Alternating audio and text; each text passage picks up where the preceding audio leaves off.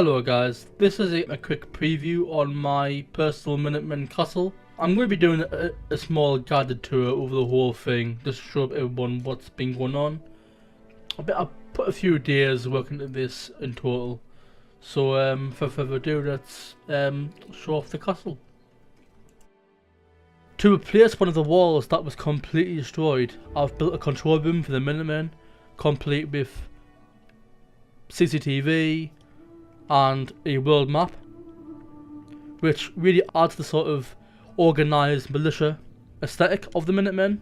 The idea being that the Minutemen were wiped out once, but now they're back, and this time they won't go nearly as easily as they did last time. And so because of this, they've scavenged technology, setting up this control room, which is incredibly sophisticated, especially for a post-war militia group. Making sure that the whole place was lit well took quite a long time, primarily because trying to get power to the whole building was quite difficult. But as you can see, the main source of light for the ceiling is the lights for the conduit. Trying to make the place feel lived in was also quite a big concern. The whole castle has bits of scrap, personal belongings, all that kind of thing scattered all over the place. Everything from lanterns to bits of ammo, weapons, empty bottles, and food, etc.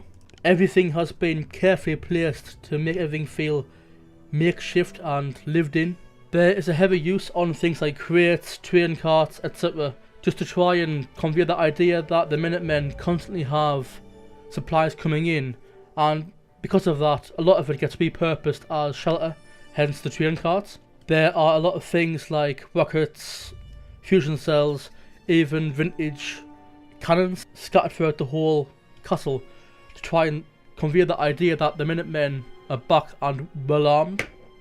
I always felt that the exterior of the castle was a bit too barren and bare.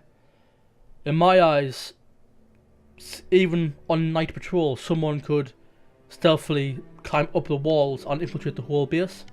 So in my eyes, I thought it was best to extend the castle outwards and basically build a pier around it, kind of as though the Minutemen have supplies coming in from the sea as well, and potentially have seafaring capability. You have probably noticed all the trophies of raider heads and skulls scattered across the whole base.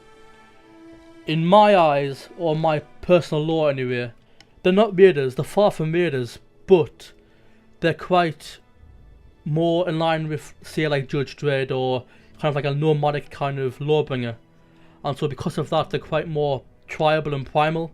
They are going to protect the Commonwealth regardless, but they're going to be quite more brutal than before.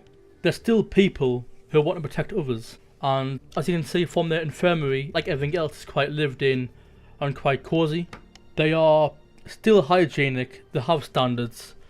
The infirmary has a ward next door for patients, which doubles as beds for settlers.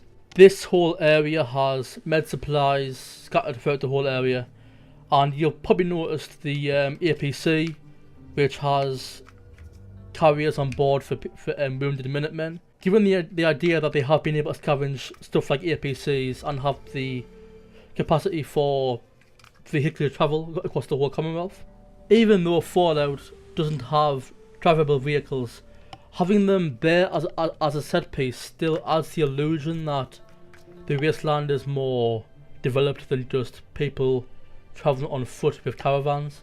The canteen, diner, mess hall, whatever you want to call it, it's also quite lived in.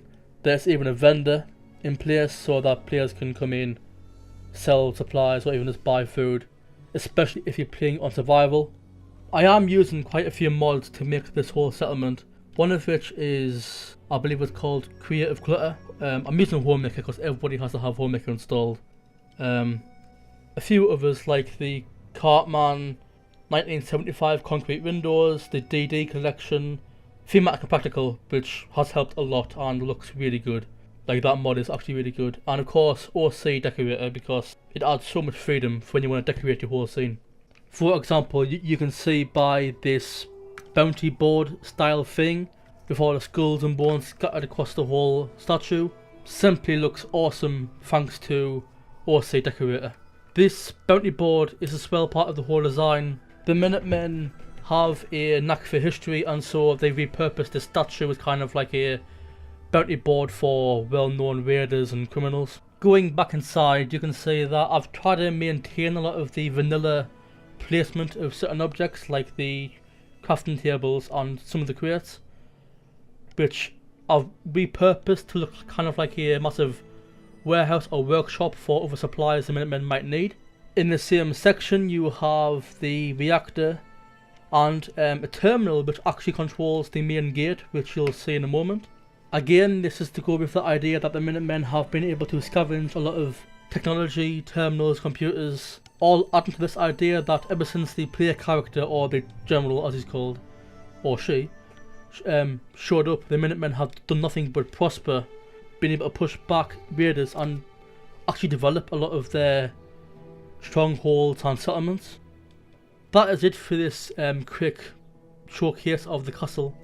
I'm going to have to end it here because I'm quite busy, because my mouse has died, but please rate, comment, subscribe, all that good stuff, and I'll see you all later.